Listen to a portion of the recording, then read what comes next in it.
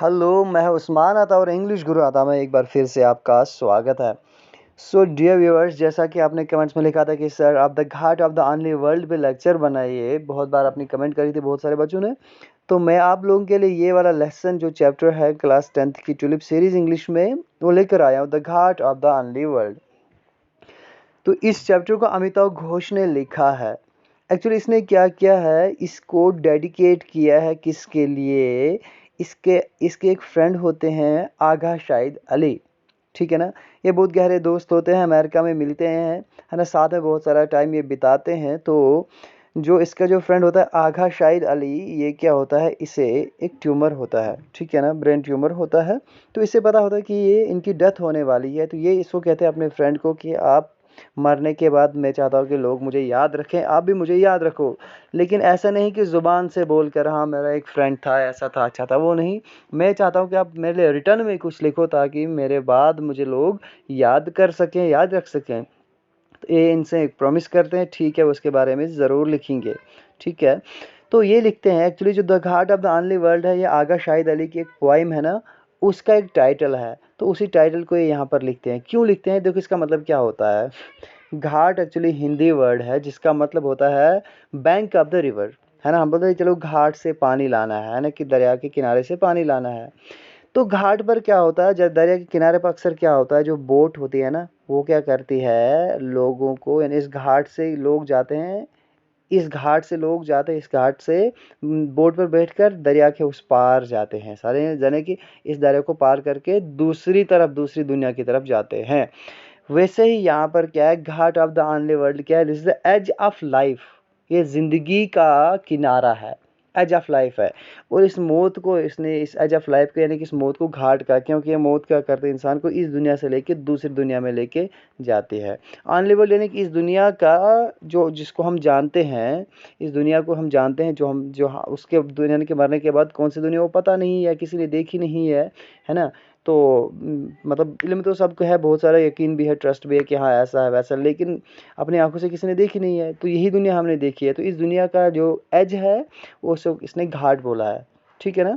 तो क्योंकि वो मर रहे थे, वो डाइंग थे, इसलिए इसने क्या किया, ये टाइटल बेटर चूज किया, राइट। ओके, इसमें क्या होता है कि चले हम स्टार्ट करते हैं जल्दी से text. The first time that Aga Shahid Ali spoke to me about his approaching death was on 25th April 2001. कह रही कि पहली बार आगा शाहिद अली ने मुझे जब मेरे से बात की और अपनी मौत के अप्रोच होने के बारे में बात की, यानी कि पहली बार अपनी मौत के सिलसिले में उसने मुझे जिक्र किया, वो कब था, it was 25th of April 2001। कह रहे कि इससे पहले उसने कभी मुझे इसका जिक्र नहीं किया कि मैं मर रहा हूँ, कुछ खाली पहली बार जब जिक्र किया तब डेट क्या थी, 25 अप्रैल थी, 2001 थी। Okay, the conversation began routinely. कह रहा है कि हमारी बात एज रूटीन, एज पर, यानी यूजुअली जैसे होती थी हम वैसे ही बात कर रहे थे। I had telephoned to remind him that we had been invited to a friend's house for lunch and that I was going to come by his apartment to pick him up. Okay, कह रहा है कि मैंने उसको phone किया, telephone किया, उसको ये याद दिलाया कि हमें एक फ्रेंड के घर पे इनवाइट पे जाना है लंच के लिए, ठीक है ना। और मुझे क्या करना था, कह रहा है कि मुझे जाना था उसके अपार्टमेंट के होते हुए जाना था और उसको वहाँ से मुझे पिक करना था, ठीक है, उसको रिसीव करना था वहाँ से। Although he had been under treatment for cancer, कह रहा है कि अगरचे वो क्या था, कैंसर के सिलसिले में अंडर ट्रीटमेंट था, ठीक है ना। फॉर सम 14 मंथ्स, कुछ 14 महीनों से, पिछले 14 महीनों से वो क्या था, कैंसर के इलाज में, यानी उसकी ट्रीटमेंट चल रहा था। शायद वो स्टिल ऑन हिज फीट, कह रहा है कि पिछले 14 महीनों से ट्रीटमेंट होने के बावजूद फिर भी वो अपने पैरों पर अच्छे से खड़ा था, and perfectly lucid. Perfectly lucid क्या होता है, ल्यूसिड का मतलब अंडरस्टैंडेबल, यानी कि अच्छा सा ठीक ठाक समझने वाला, हर एक चीज़ को यानी कि अंडरस्टैंड करने वाला था। लेकिन except for occasional lapse of memory, लेकिन कुछ कभी कभी ओकेजनल लैप्स हो गया, यानी कभी कभी भूल जाना, है ना, यादाश्त में कभी कभी दिक्कत आ जाना कि कभी कभी भूल जाता था, बस यही कुछ ओकेजनल लैप्सेस आते थे। अदरवाइज वो क्या था, फुल ऑन फीट था, ठीक है, स्टिल ऑन हिज फीट था और परफेक्टली ल्यूसिड था, पूरे मतलब ऐसे ठीक था, वो जहनी तवाजुन से मेंटली ठीक था, right. I heard him thumbing through his engagement book, कह रहे कि मैंने उसको सुना, क्या सुना कि वो क्या कर रहा था, जो एक बुक रखी थी है ना, वो पढ़ जिसको वो उस पे बिजी रहता था, वो पढ़ रहा था, उस बुक को पढ़ रहा था और यानी कि थंब से क्या कर रहा था, उसको उस पेज को मोड़ रहा था। मैंने सुना कि वो थंब से पेज को मोड़ रहा था। And then suddenly he said, और अचानक से वो कहने लगा, क्या कहने लगा, oh dear I can't see a thing, कह रही कि ओ प्यारे मुझे कुछ दिखाई नहीं दे रहा है। There was a brief pause and then he added, कह रही कि थोड़ी देर वो रुका, इस बात को कहने के बाद रुका और फिर ऐड किया, क्या बोला, I hope this doesn't mean to that I am dying. और फिर क्या कहा कि आई होप, मुझे यकीन है, मुझे उम्मीद है कि शायद इसका मतलब ये तो नहीं कि मैं मर रहा हूँ। ठीक है ना, ये अल्फाज कहे। Right. Although Shahid and I had talked a great deal over the last many weeks, कह रहा है कि अगरचे मैंने और शाहिद ने बहुत ज़्यादा मतलब मैंने कि बहुत सारे टॉपिक्स पर बहुत ज़्यादा बातें हमने लास्ट many weeks से बातें हम कर रहे थे, अच्छे से हम बात कर रहे थे, मिल रहे थे टेलीफोन पे सामने बैठ के, पिछले कई हफ्तों से हम अच्छे से बात कर रहे थे। I had never before heard him touch on the subject of death, लेकिन मैंने कभी भी उसको ये नहीं सुना कि कभी भी वो इस मौत के टॉपिक पर कभी बात करता, कभी उसने मौत के टॉपिक को टच नहीं किया, लेकिन आज फर्स्ट टाइम हुआ कि उसने ऐसे बात करी। I did not know how to respond, कह रहा है कि फिर मुझे समझ में नहीं आने लगा कि अब इसको रेस्पॉन्स कैसे दिया जाए। एक सामने फ्रेंड है जो बीमार है, वो मरने की बात कर रहा है, तो उसको इस बात का रेस्पॉन्स मैं कैसे दूँ। कहने लगे, ये कह रहे हैं कि अमिताभ घोष कि मुझे समझ में नहीं आया कि मैं क्या करूँ। His voice was completely at odds with the content of what he had just said, कह रहे कि जो उसकी आवाज़ थी वो पूरी तरह से अलग थी, इंडिफरेंट थी। किससे, जिस जो टॉपिक जो कंटेंट उसने अभी बात की, जिसके बारे में अभी इसने बोला, यानी कि content of what he just said, जो अभी उसने कहा अभी अभी, उसके मुताबिक, उस बात के मुताबिक, उस टॉपिक कंटेंट के मुताबिक उसकी जो आवाज़ थी बिल्कुल ही डिफरेंट थी, अलग थी। Light to the point of jocularity, हल्के से स्लाइटली वो कहते हैं एक जोक की तरह थे ना, लाइक एज ए जोक की तरह। इंसान क्या करता है, कभी भी सीरियस बात भी ना आंखों में आंसू ले हुए मजाक में बोल देता है, कोई बात नहीं होता है ना, लाइक दैट। उसने वैसे कहा। आई मम्बल्ड समथिंग इनऑक्शियस, कह रहे कि मैंने क्या किया, मम्बल्ड होता है हकला के बोलना, ठीक है ना, हकलाना थोड़ा सा। तो इनऑक्शियस होता है यानी कि नॉट इफेक्टिव, कह रहे कि थोड़ा हकला के मैंने बोला, मतलब जो मैंने अंदाज बोला, जो बात मैंने बोली कुछ ज़्यादा इफेक्टिव नहीं थी, उसमें ज़्यादा गहराई नहीं थी, ठीक है ना। ऐसे हार्मलेस होता है, ठीक है ना, हार्मलेस होता है, लेकिन यहाँ पर क्या आएगा, नॉट इफेक्टिव, दूसरा मीनिंग इसका नॉट इफेक्टिव। ठीक, कह रहे कि मैंने क्या कहा, no Shahid of course not, you will be fine, कह रहे कि मैंने कहा नहीं शाहिद, ऐसी कोई बात नहीं, बेशक आप ठीक हो जाओगे। ही कट मी शॉर्ट, कह रहे कि उसने बीच से मेरी बात को काटा। फिर क्या किया, in tone of voice that was at once physical and direct he said, कह रहे कि उसने मेरी बात को बीच में काटते हुए बोला, और जो उसके आवाज़ की जो टोन थी वो क्या थी, फिजिकल थी एंड डायरेक्ट थी। फिजिकल एंड डायरेक्ट का मतलब क्या थी, वो बिल्कुल सीधी थी, यानी कि एक जस्ट एक आप कह सकते हो कि एक सीरियस बात को थोड़ा सा मजाक में बोल देना, है ना, सीधी और थोड़ा सा मतलब फ्रैंकली बोल देना, एक बोल्ड टाइप के बोल देना। उसने ये कहा, क्या बोलता है, What when it happens, I hope you will write something about me, कह रहे कि जब इसने इस आवाज़ में कहा, क्या बोला, जब ऐसा होगा, है ना, एक लैक ऑफ कॉन्फिडेंस यहाँ पर थोड़ा हो जाना, लेकिन थोड़ा फ्रैंकली भी बात बता देना, वो क्या, कि जब ऐसा होगा, वेन इट हैपन्स, जब ऐसा होगा, आई होप, मुझे उम्मीद है कि you will write something about me, कि मुझे उम्मीद है कि आप मेरे लिए उसके बाद कुछ लिखोगे। Right. I was shocked into silence, and a long moment passed before I could bring myself to say the things that people say on such occasions. कह रहे कि मैंने क्या किया, मैं शॉक हो गया, और मैं, है ना, इनटू साइलेंस, मैं खामोशी से, मतलब I was shocked into silence, मैं बिल्कुल शॉक हो गया, बिल्कुल शजर दंग रह गया और खामोशी में चला गया। और लॉन्ग मोमेंट का काफ़ी टाइम निकल गया, मैं बिल्कुल चुप रहा, कि before I could bring myself to say the things, कह रहा है कि इससे पहले कि मैं खुद को इस काबिल बनाता कि मैं कुछ कहूँ, दैट पीपल से ऑन सच ओकेजन्स, कि ऐसे हालात पर जब ऐसे मोड़ आते हैं, ऐसे सिचुएशन आते हैं जब लोग कुछ कहते हैं कि क्या है कि मुझे टाइम लगा उस सिचुएशन में खुद को लाने में, कि अब मैं क्या कहूँ। ऐसी बातों पर लोग जो कहा करते हैं कि मुझे समझ में नहीं आने लगा कि मैं क्या कहूँ। फिर फाइनली मैंने क्या किया, Shahid you will be fine, you have to be strong, मैंने ये कहा, शाहिद आप ठीक हो जाओगे, आपको थोड़ा स्ट्रांग होना है, मजबूत होना है। Right. From the window of my study I could see a corner of the building in which he lived, कह रहा कि जो मेरा स्टडी रूम था, उस स्टडी से मैं क्या करता, जो मेरी खिड़की है, मैं वहाँ से क्या करता, देखता जब, तो उसकी जिस बिल्डिंग में शाहिद रहते थे, उस बिल्डिंग का एक कॉर्नर मुझे दिखता था। ठीक है ना, सम 8 ब्लॉक्स अवे, कुछ 7-8 ब्लॉक दूर था, ज़्यादा दूर नहीं था। It was just a few months since he moved there, कह रहे कि कुछ ही महीने हुए उसको यहाँ पर, कुछ ही महीने हुए कि वहाँ पर मूव हुआ। He had been living a few miles away, कह रहे कि वो कहाँ रहता था, कुछ माइल्स दूर रहता था मैनहट्टन सिटी में, right. When he had a sudden blackout in February 2000, कह रहे कि जब उसे क्या होता है, अचानक 2000 में क्या आ जाता है, अचानक मतलब दौरे आ जाते हैं किसी से, ब्लैकआउट यानी कि होता है, यानी कि जो इसको किसके, जिन्हें ब्रेन ट्यूमर के जो मतलब दौरे आना, ब्रेन ट्यूमर के वो शिकायतें आ जाना 2000 में, फिर वो वहाँ से मूव हो गया कहाँ की तरफ, मैनहट्टन सिटी की तरफ। After tests revealed that he had a malignant brain tumor. Malignant होता है मुहल्लिक, मुहल्लिक यानी कि जो हार्मफुल है, हलाक कर देने वाली है, ठीक है ना, जो बहुत ही हार्मफुल है। कह रहे कि फिर पता चला, जब टेस्ट रिवील हुए, जब टेस्ट की रिपोर्ट्स आई, तो वो क्या बताया गया कि दैट उसको क्या है, ब्रेन ट्यूमर है, वो भी खतरनाक, एक मतलब मार डालने वाला ब्रेन ट्यूमर है। He decided to move to Brooklyn. फिर उसने डिसाइड ये किया कि वो कहाँ चला जाएगा, ब्रुकलिन चला जाएगा। क्यों? To be close to his younger sister Samita, who teaches at the Pratt Institute a few blocks away from the street where I live. कह रहे कि उसने क्या ये डिसाइड किया कि वो क्या जाएगा, अपनी छोटी जो उसकी बहन है उसके पास जाएगा, है ना, कुछ ये दिन उसके साथ गुजारेगा।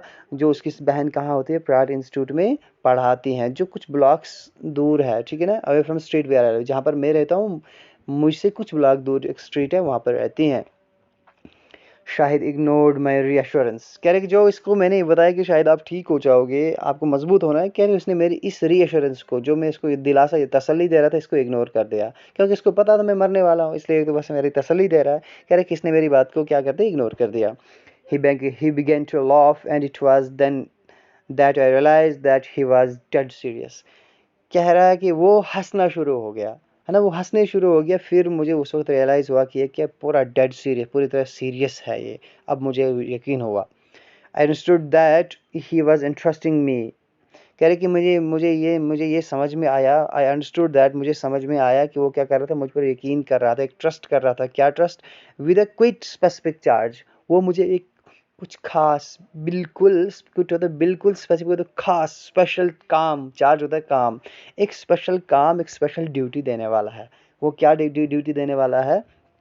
He wanted me to remember him not through the spoken recitatives of memory and friendship, but through the written words. कह रही को ये ड्यूटी थी, वो ये चाहता था कि मैं उसको मरने के बाद क्या कर सकूँ, याद रख सकूँ, रिमेंबर कर सकूँ, लेकिन कैसे? नॉट थ्रू द स्पोकन रिसाइटेटिव्स, ये नहीं कि बोलते हुए ना, अल्फाज बोलना, फिर मेरा फ्रेंड था, अच्छा था, ऐसा था, वैसा था, ऐसे नहीं वो चाहता था कि बस मैं अपनी मेमोरी में उसकी यादाश्त रखूँ, या अपनी दोस्ती उसकी याद रखूँ, दोस्तों को बताओ वैसा अच्छा, वैसा नहीं चाहता था। वो चाहता था ये कि मैं उसको रिटन वर्ड्स में याद रखूँ, यानी कि मरने के बाद वो मेरे लिए कुछ लिखे।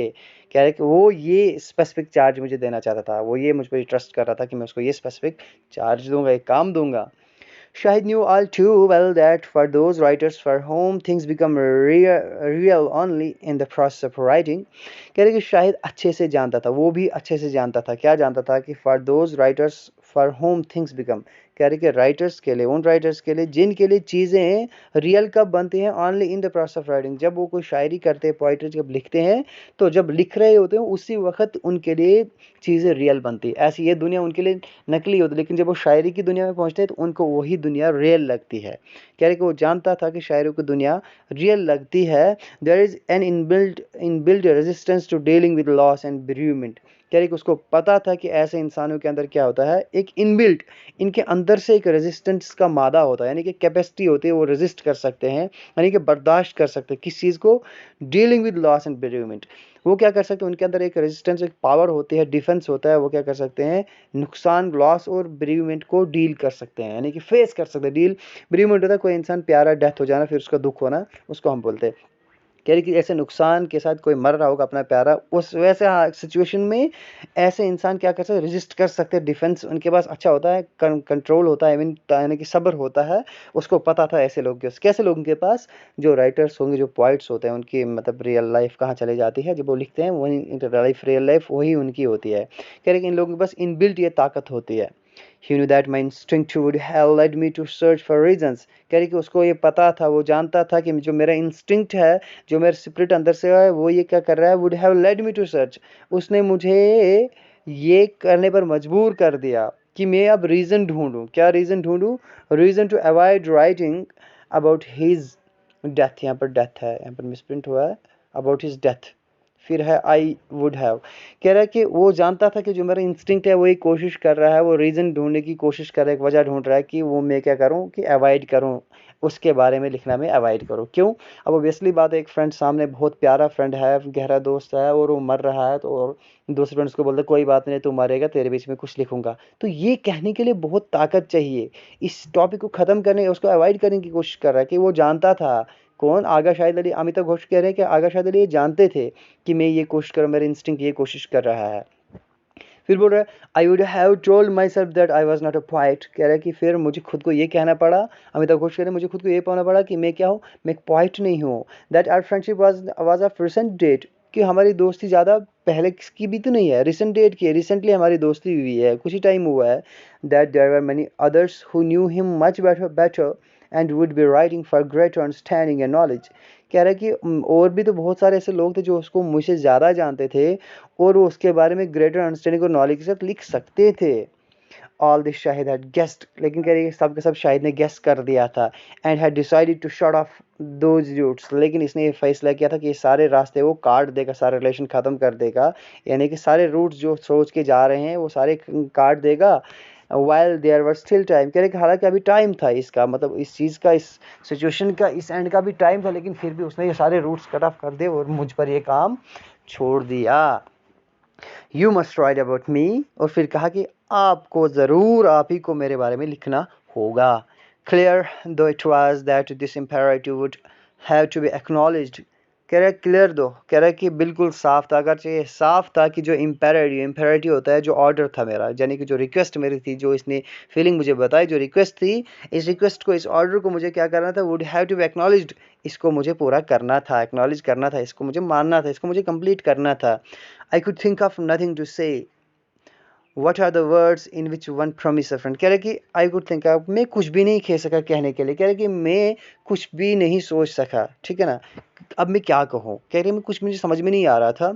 फिर कह रहा है कि what are the words in which one promise a friend that one will write about him after death? कह रहे कि ऐसे वर्ड्स कैसे होते, क्या क्या अल्फाज होते हैं ऐसे जिनमें एक इंसान, एक दोस्त वादा कर रहा है, प्रॉमिस कर रहा है दूसरे फ्रेंड से कि वो उसके मरने के बाद कुछ लिखेगा। कह रहा है कि कहाँ से वर्ड्स लाता मैं, क्या कहता मैं। फिर बोलता है फाइनली, एट लास्ट मैंने क्या किया, आई सेड, मैंने कहा शाहिद आई विल, कोई बात नहीं शाहिद, मैं तेरे बारे में ज़रूर लिखूंगा। I will do the best I can, कह रहा है कि मैं अपनी तरफ से पूरी कोशिश करूँ जितना मैं कर सकता हूँ। By the end of the conversation I knew exactly what I had to do। कह रहे कि जब हमारी कन्वर्जेशन ख़त्म हुई तो फिर मुझे ये पता चला कि exactly मुझे अब करना क्या है। I picked up my pen, noted the date and wrote down everything I remembered of that conversation। फिर बोला मैंने क्या किया, फाइनली मैंने पेन उठाया और डेट नोट कर दी, और मैंने वो सारा कुछ लिखा जितना मुझे याद था कि कन्वर्जेशन में जो हमने बातें की थी, यानी जो कन्वर्जेशन की थी, जितना मुझे याद था मैंने सारा के सारा लिख डाला। This I continue to do for next few months. कह रहा है कि यही मैं नेक्स्ट फ्यू मंथ्स तक मैं यही करता रहा, जो भी उससे मैं बात करता था वो मैं लिख लेता था, नोट कर लेता था। It is this record that has made it possible for me to fulfil the pledge I made that day. कह रहे कि ये वही रिकॉर्ड है जो मैं नोट करता रहा, उसी रिकॉर्ड की बदौलत जिसे मुमकिन हो सका, पॉसिबल हो सका कि मैंने उसका वादा पूरा किया, जो मैंने किया था। प्लेज होता है वादा, कि मैंने उसका वादा पूरा किया, तभी पॉसिबल हो सका। कब पॉसिबल हो सका? जब मैंने रिकॉर्ड बनाया, उसे जब बातें करता था मैं, वो नोट डायरी पे लिख लेता था, फिर उसी रिकॉर्ड की बदौलत आज मैंने इसके बारे में कुछ लिखा है, जो वादा मैंने उस दिन किया था वो प्लेज आज मैंने पूरा किया। I knew Shahid work long before I met him. कह रहे कि मैं शाहिद का काम, जो शाहिद ने किया था, यानी कि जो पोइट्री लिखी थी, जो कलेक्शन ऑफ पोइट्री थी, बहुत सारा जो उसने काम किया था, वर्क था उसका, तो उसके मिलने से पहले से कह रहा है कि मैं उसके बारे में जानता था। हिज 1997 कलेक्शन, कह रहे कि जो 1997 उसकी कलेक्शन थी, country without a post office, एक पोइट्रीज कलेक्शन है, the country without a post office. कह रहे कि had made a powerful impression on me. कह रहे कि इसने, जब मैंने पढ़ा, कि मैं बहुत ज़्यादा इम्प्रेस हुआ इसके पढ़ने से। Okay, his voice was like none I had ever heard before। कह रहे कि जो उसकी आवाज़ थी, आज से पहले कभी मैंने ऐसी आवाज़ नहीं सुनी। At once lyrical and fiercely disciplined, एकदम, यानी कि लिरिकल थी और फाइसली डिसिप्लिन होता है बिल्कुल सुलझी हुई आवाज़ थी, बिल्कुल स्ट्रेट आवाज़, बिल्कुल सुलझी हुई, बहुत ही शांत आवाज़ थी, ज़बरदस्त आवाज़ थी। Engaged and yet deeply inward, और वो आवाज़ कैसी थी?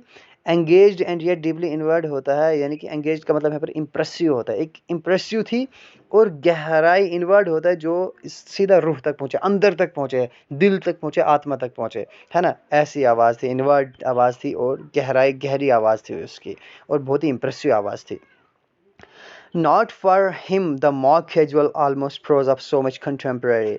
देखिए इस पे थोड़ा ध्यान देना कि ये जो लाइंस है, बहुत सारे स्टूडेंट कंफ्यूज रहते हैं कि यहाँ पर इसका एग्जैक्ट मतलब क्या है। यहाँ पर एक्चुअली वो क्या करते हैं, यहाँ पर जो उसके कंटेम्प्रेरी पोइट्स होते हैं, उस दौरान के जो बाकी पोइट्स होते हैं, कह रहे कि जो उसकी आवाज़ थी उनकी तरह नहीं थी। Not for him the mock casual almost prose. Mock casual होता है सीरियस, है ना, यानी कि जनरल, और मॉक होता है मजाक, है ना, सच्चा झूठा, नॉट रियल। मॉक होता है नॉट रियल, तो ये होता है जनरल। मॉक कैजुअल का मतलब क्या हो गया? सच्चा झूठा, यानी कि सच झूठ हम बोलते हैं ना, फॉल्स एंड ट्रू। जैसे आपने पोएम पढ़ी थी व्हेन यू आर ओल्ड, उसमें आपने देखा था कि so many have loved you, false and true, है ना, यानी कि सच्चा झूठा, वही हो गया। कह रहे कि उन बाकी पॉइंट की तरह नहीं कि सच्चा झूठे पॉइंट। ऑलमोस्ट प्रोज का मतलब होता है यहाँ पर जो जिनकी जो पोइट्री वो क्या करते थे, वो आधी, वो मतलब सेमी पोइट होती थी, सेमी पोइट्री होती थी, सेमी प्रोज होता था, यानी कि उसका कंप्लीट समझ में नहीं आता था कि ये प्रोज है या पोइट्री है। वो उसको आधी पोइट्री होती थी, आधा वो प्रोज होता था।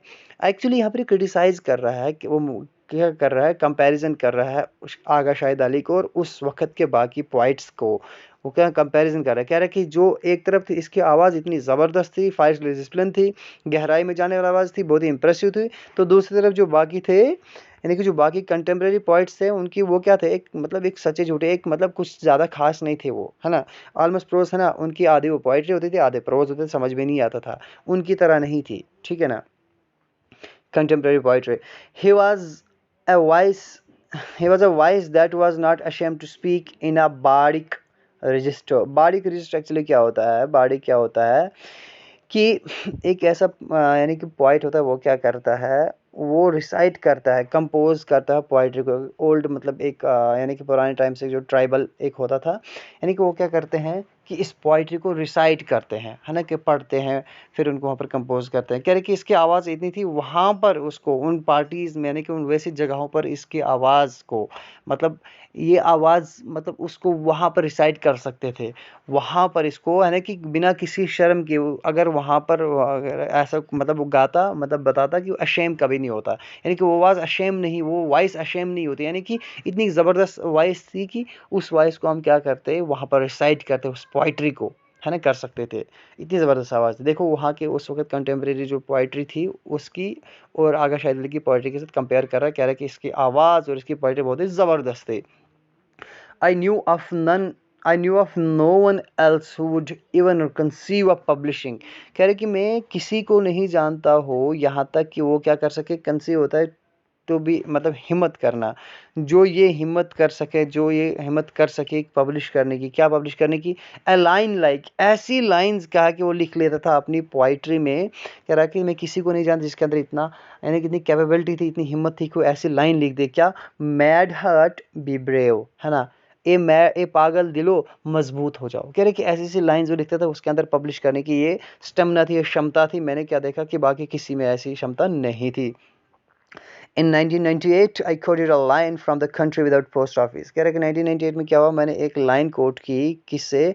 The country without post office, जो आगा शाहिद अली की कलेक्शन है। कह रहे कि इससे मैंने एक लाइन कोट की, किसमें? एक आर्टिकल में मैंने कोट की, that touch briefly on the Kashmir. कह रहे कि उसमें क्या था, थोड़ा सा कश्मीर का जिक्र भी आता था, right.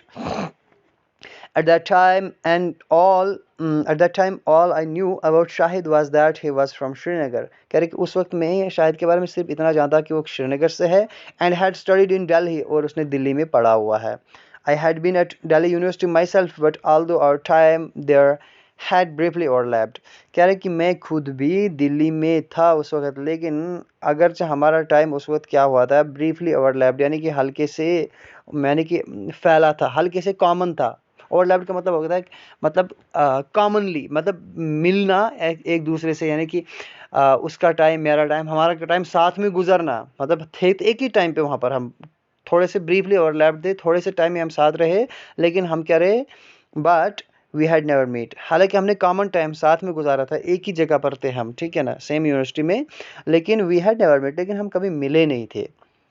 We had friends in common however, यहाँ तक कि हमारे क्या थे, दोस्त भी थे, क्या थे, कॉमन फ्रेंड थे, यानी कि कुछ ऐसे म्यूचुअल फ्रेंड जिनको हम कह सकते हैं। And one of them put them in touch with Shahid, और कह रहे कि उनमें से एक फ्रेंड ने क्या किया, मुझे शाहिद से मिलाया, ठीक है ना। In 1998 and in 1999 we had several conversation on the telephone, कह रहे कि फिर 1998 और 1999 के दौरान फिर हमारी बहुत सारी बातचीत फ़ोन पर होती रही, and even met a couple of times, और यहाँ तक कि बहुत सारे, मतलब बड़ी बार हम क्या हुए, सामने मिले भी, okay. But we are no more than acquaintance until he moved to Brooklyn the next year। लेकिन बोलता है कि हम एक्वेंटेंस होता है एक जान पहचान होना, यानी कि जान पहचान होना, लेकिन फ्रेंड नहीं होना, ठीक है ना, एक गहरे दोस्त नहीं होना, बस एक जान पहचान होना। कह रहे कि बस हम क्या थे, एक जान पहचान से ज़्यादा हमारे भी ज़्यादा कुछ नहीं था, यहाँ तक कि ही मूव्ड टू ब्रुकलिन, जब तक कि वो कहाँ चला गया, ब्रुकलिन चला गया। तो कह रहा है कि ब्रुकलिन जब पहुँचे हो, तो ब्रुकलिन पहुँचने के बाद ही हम क्या बने, एक गहरे दोस्त बने, फ्रेंड्स बने। Once we were in the same neighborhood, we began to meet for occasional meals and quickly discovered that we had a great deal in common। कह रहे कि जब एक बार हम क्या हुए, एक ही हम नेबरहुड में, एक ही पड़ोस में जब हम पहुँचे, तो हमने क्या किया, हम ओकेजनली मील्स पे मिलने लगे, खाने शाने पे मिलने लगे, हम बाहर जाने लगे। तो क्विकली डिस्कवर्ड दैट, तो हमें जल्दी ये पता चला कि हमारे बीच क्या है, बहुत सारी चीज़ें कॉमन हैं। वो क्या है, by this time of course Shahid's condition was already serious. कह रहे कि इस वक्त तक उसकी जो हालत थी क्या हो गई थी, वो सीरियस हो चुका था वो।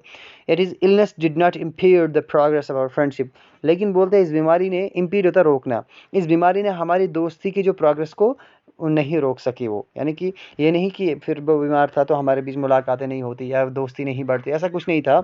यानी कि इस बीमारी ने हमारे बीच दोस्ती की, फ्रेंडशिप को, इस प्रोग्रेस के बीच कोई रुकावट पैदा नहीं कर सकी। We found that we had a huge roster of common friends, roster the list।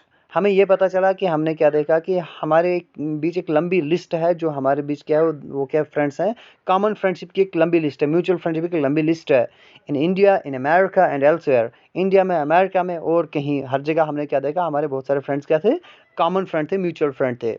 We discovered that a shared love of rogan josh, कि हमें यह पता चला कि रोगन जोश हम दोनों को पसंद था। रोशनारा बेगम की, यानी उसको, उनको ये पसंद थी उसकी सिंगिंग, एंड किशोर कुमार की सिंगिंग इनको पसंद थी।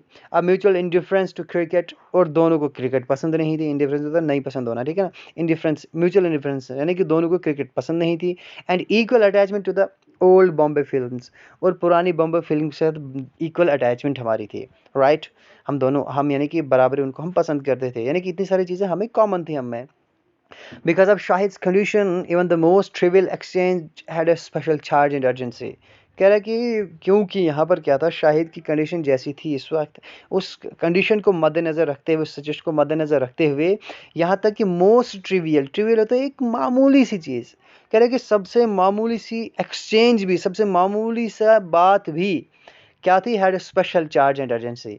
एक खास, एक मामूली सी बात की भी क्या थी, एक स्पेशल वैल्यू थी और स्पेशल इंपॉर्टेंस थी, ठीक है ना। चार्ज एंड अर्जेंसी यानी कि स्पेशल वैल्यू एंड इंपॉर्टेंस थी उसकी। मोस्ट ट्रिवियल एक्सचेंज, छोटी सी छोटी बात की भी क्या थी, स्पेशल वैल्यू थी। क्यों, क्योंकि एक मरता इंसान था, यानी कि उसकी छोटी सी बात भी इंपॉर्टेंट थी। The inescapable poignance of talking about food.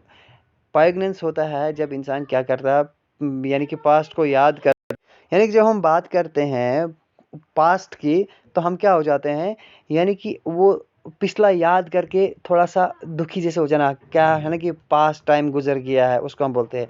कह रहे कि हमें क्या हो गया, हम यानी कि इमोशनल हो गए।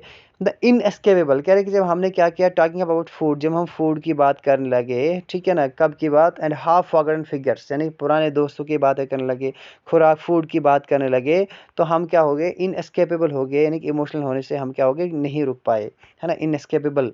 यानी कि ऐसी बातें जब भी हम बात क्या कर रहे थे वो, तो उनकी जो बातें थी वो क्या थी, इनएस्केपेबल प्रेग्नेंस थी, यानी कि जो इमोशनली से इंसान नहीं रुक सकता था, इंसान इमोशनल हो जाता था।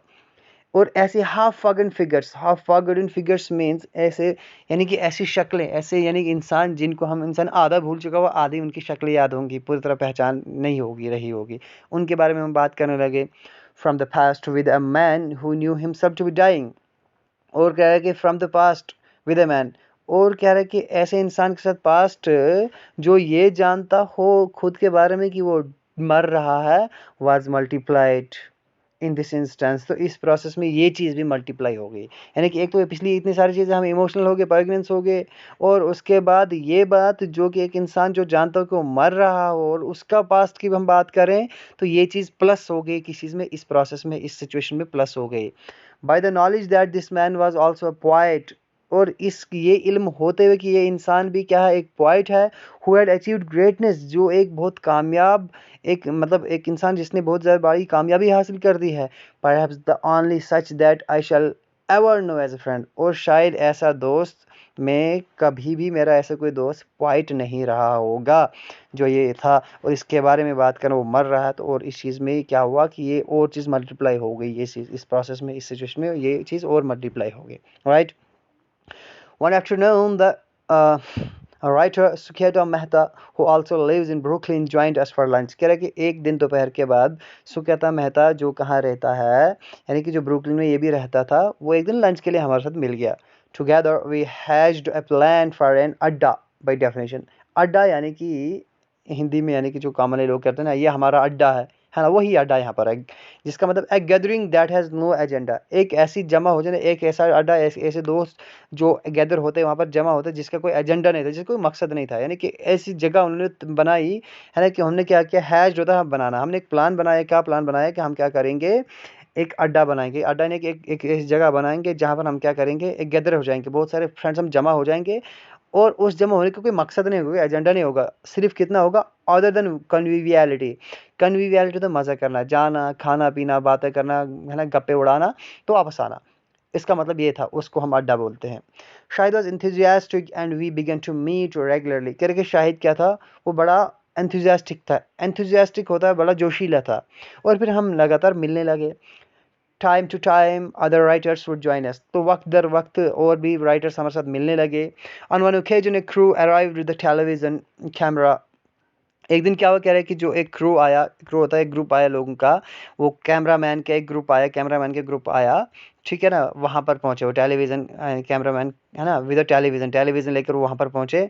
Arrived with a television camera, sorry, television camera लेकर वहाँ पर पहुँचे।